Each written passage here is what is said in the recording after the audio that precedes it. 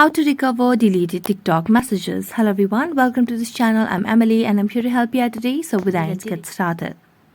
So first of all, launch the TikTok application on your device over here.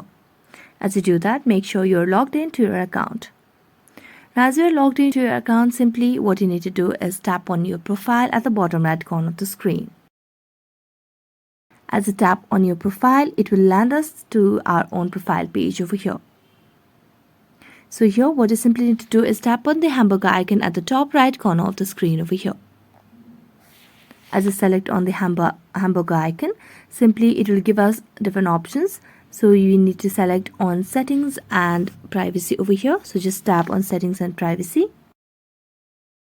As you do that, scroll down and here you can see different options over here.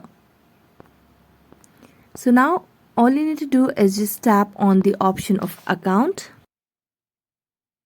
and here you can just see the option of downloaded data. So just tap on downloaded data and get a copy of your data from all the TikTok apps you use, and then here you'll be able to recover your deleted TikTok messages as well. So that's it. Thank you so much for watching this video. See you next time.